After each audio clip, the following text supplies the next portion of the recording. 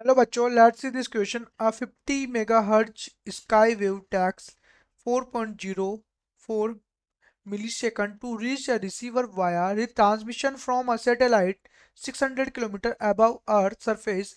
Assuming retransmission time by satellite negligible, find the distance between source and receiver if communication between the two was to the done by line of sight method. What should be the size of transmitting antenna.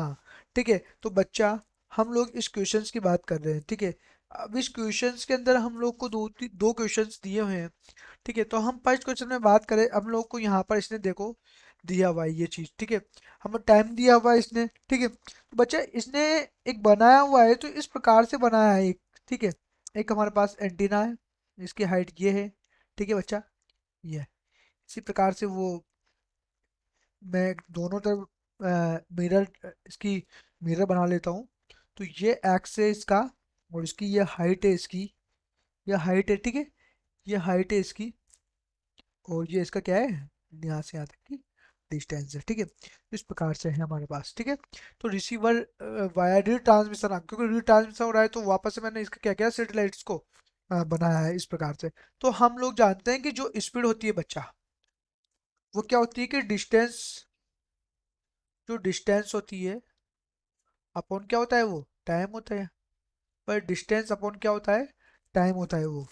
तो distance जो है बच्ची, ठीक है, जो distance इसने दे रखी है कि रिट्रांसमिशन मतलब एक बार गया, एक बार फिर एक बार किया, एक बार फिर किया, तो मतलब एक्स और एक्स प्लस टू कितना हो जाएगा, 2x हो गया वो। ठीक है, टाइम कितना है अपने हमारे पास, टी है टाइम। तो टी टाइम से मैंने क्या किया, उसको टी टाइम से डिफाइन कर दिया उसको। अब मैं एक्स की वैल्यू यहाँ पे निकाल सकता हूँ ऐसे।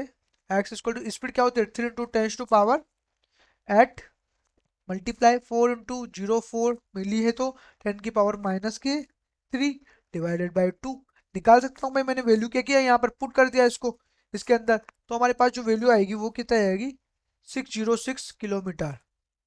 ठीक है, ये हमारे पास क्या है, अप्रोक्सीमेटली वैल्यू है ये। ठीक है, एक्स की। ठीक है, ये वैल्यू आ गई हमारे पास।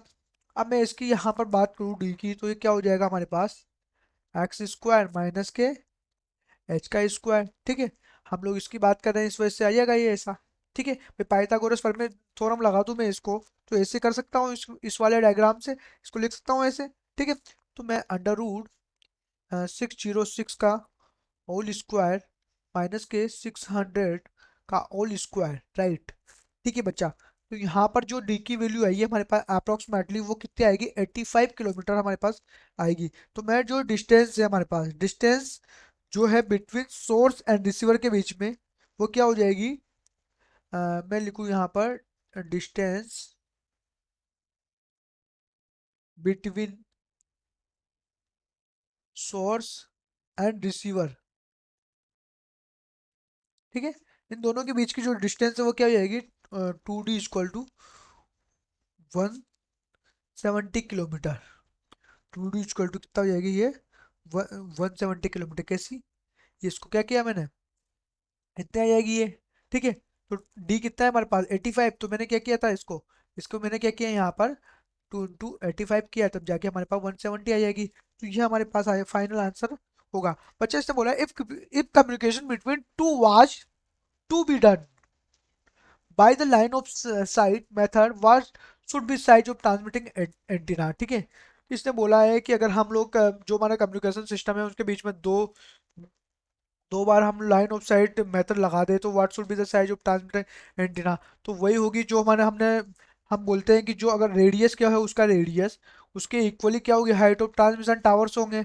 ठीक है, तो इस प्रकार से इसका ये आंसर्स होगा। Best of luck.